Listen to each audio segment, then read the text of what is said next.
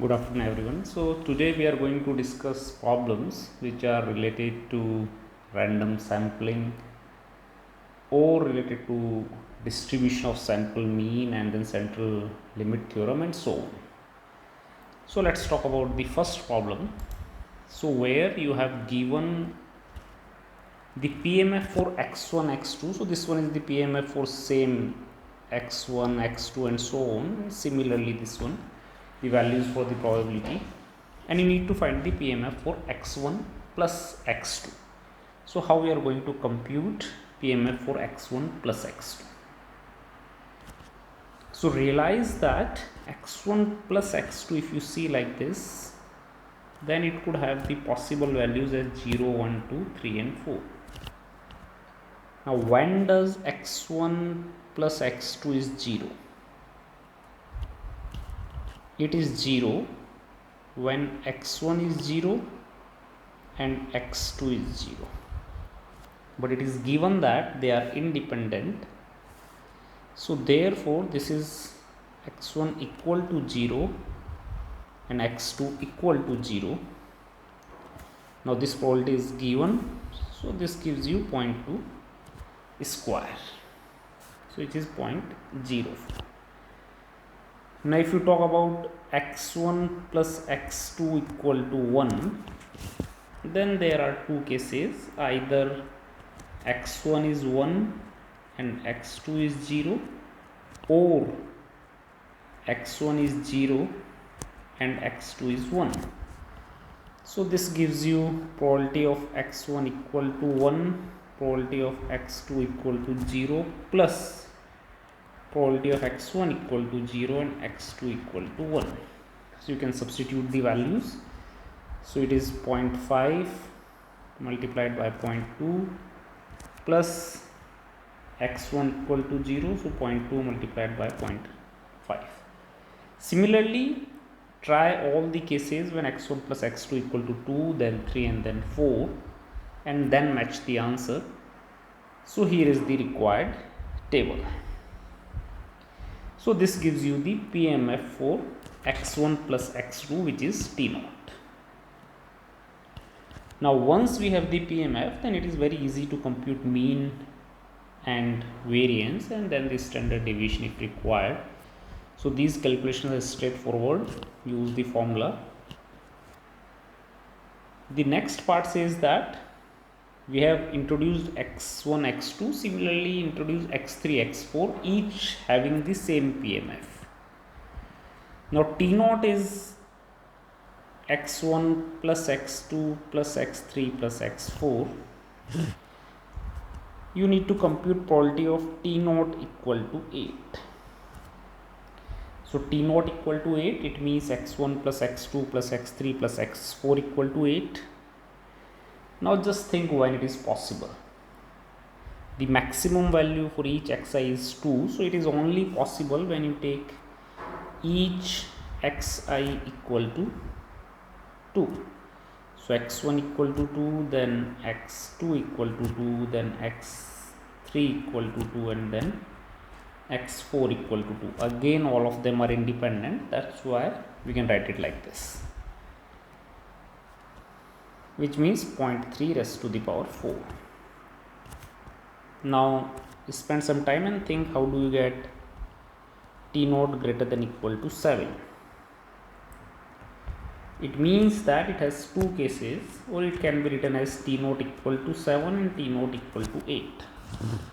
T0 equal to 8 has already been computed. Now for 7 the combination is 2 plus 2 plus 2 plus 1. Now for the 1 there are 4 choices, either x1 can be 1, x2 can be 1, x3 can be 1. So 4 choices are there.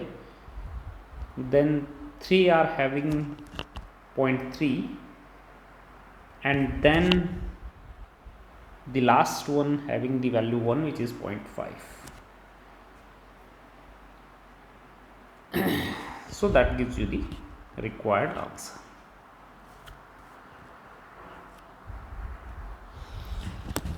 The next question says that a random sample, it is normally distributed with mean and standard deviation. Then you pick a random sample of size 25. What is the probability that sample average is at most 3? So means sample average means mean, which is denoted x bar, it is less than equal to 3. Now when x1, x2 and so on are normally distributed, x bar is also normally distributed. This has already been discussed. The next question is that how do you compute the because you have to use the standard normal distribution.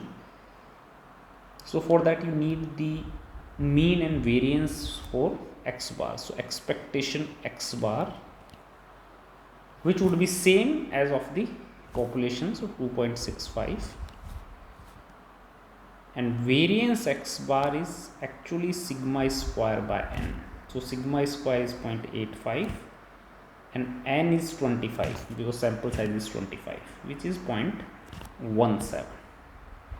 So now it's easy. Probability of z less than equal to 3 minus 2.65 divided by 0.17, and then from the table you can get the required answer.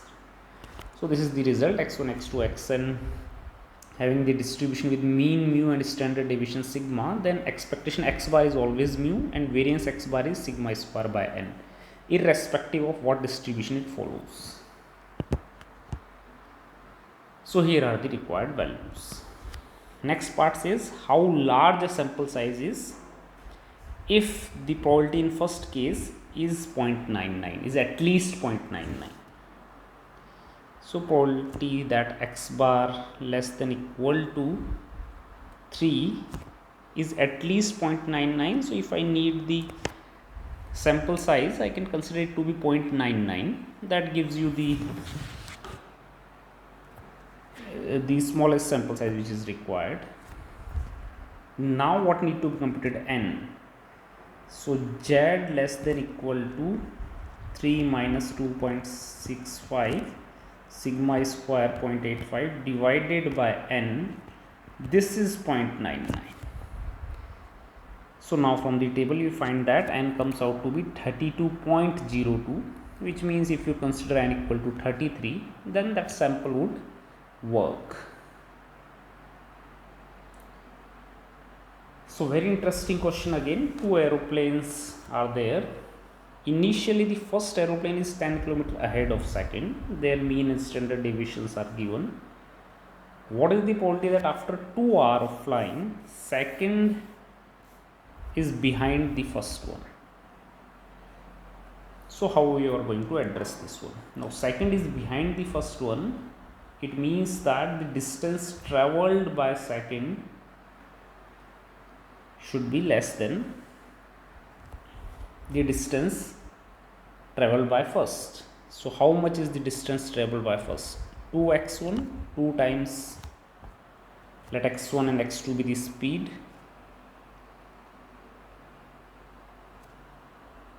for first and second aeroplane. So 2 times x1, and it is 10 km already ahead. And for the second one distance, so you want 2x1 plus 10 should be greater than 2x2,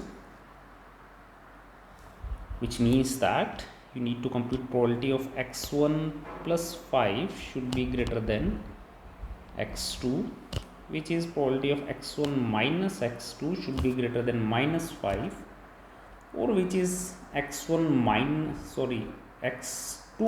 x1 should be less than 5. Now again, when x1 and x2 are normally distributed, then x2 minus x1 linear combination is always normally distributed. But what would be their mean and expectation? So do you remember it? So now recall the result, which says that expectation of x1 minus x2 is expectation x1 minus expectation x2. So which is 500 minus 520, which is minus 20, and variance x1 minus x2 is variance x1 plus variance x2. Now standard deviation is given, so variance is 100 plus 100, which is 200. Now this result holds when x1 and x2 are independent, otherwise covariance comes into the picture. So now probability of x2 minus x1 less than 5 is equal to probability of z less than 5 minus minus 20 and divided by root 200. Now from the table we can get the required value. Please do verify the answer.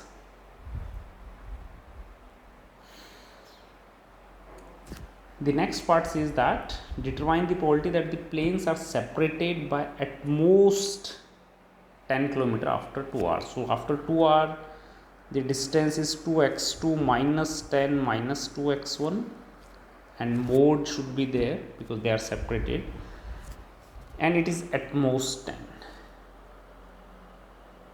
So this probability need to be computed. You can simplify it. If you simplify, you realize that you need to find the probability that x2 minus x1 is between 0 and 10.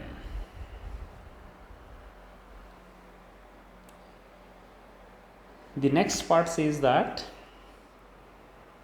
you have given gamma distribution with parameter alpha and beta,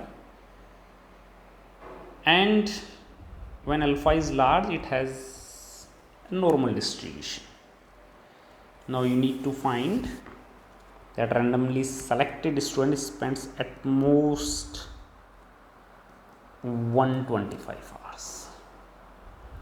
So if you want to compute the standard normal distribution, then 125 minus mu by sigma. Now what is mu for gamma distribution? It is alpha beta, so which is 100. And what is sigma square? It is alpha beta square, so 4 multiplied by 50, which is 200. So by substituting the values you can get the required answer.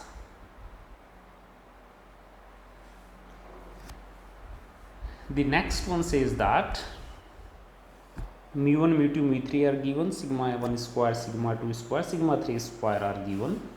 T naught is x1 plus x2 plus x3. So we need to find probability of T naught less than equal to 200, which means first you need expectation of x1 plus x2 plus x3, which is mu1 plus mu2 plus mu3, and similarly variance of x1 plus x2 plus x3 is sigma 1 square plus sigma 2 square plus sigma 3 square. So if you know it, then rest is straightforward and you can see the answer here. The next one asks that probability of x bar greater than equal to 55. Now when x bar comes, then expectation x bar would be same, yes, which is has already been computed, but expectation x bar is mu, but variance x bar is sigma square by n. So in the previous case expectation has been computed, which is already given 60. So and it makes sense also because it is x1 plus x2 plus x3 expectation and divided by 3. So 180 divided by 3, and this is sigma square by n. So sigma square is 15 and n is 3. And now rest calculations are easy. So again you can verify the answer.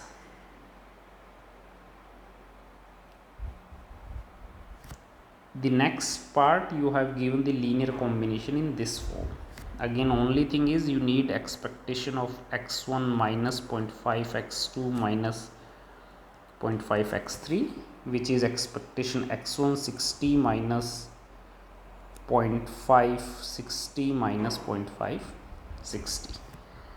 But when you compute variance,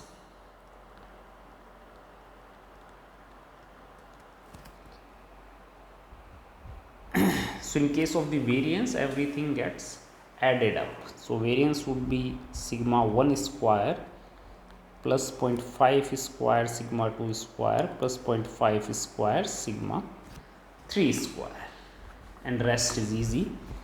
Again calculations can be found here.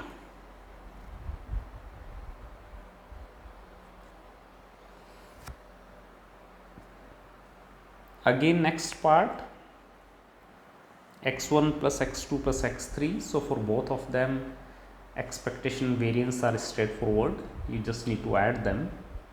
If you see the second part, which is this one, so it is probability of x1 plus x2 minus 2x3 greater than equal to 0. So expectation x1 plus x2 minus 2x3 is mu1 plus mu2 minus 2 mu3, and variance x1 plus x2 minus 2x3 is sigma 1 square plus sigma 2 square plus 4 sigma 3 square, and then you can verify all the calculations. The next part says that expected tensile strength of type 1 steel is given, standard deviation is given, so mean and variance is given. For similarly type B it is given. Then x bar, y bar are defined, which are mean for 40 type A and 35 type B. What would be the distribution of x bar and y bar? So here you need to recall the central limit theorem, which we have actually used many times. So I already told you for x bar it is mu x bar is mu, and sigma x bar square is sigma square by n. So by central limit theorem both would be normally distributed. Next is what would be the distribution of x bar minus y bar. So again they would be normally distributed because it is the linear combination, and you can compute their mean and variance. So in the first case it would be expectation x bar minus expectation y bar, but in case of the variance they got added up. So sigma 1 square by n plus sigma 2 square by n. So if you compute sigma square x bar minus y bar, so 8 square by n 40 plus 6 square by n, which is 35.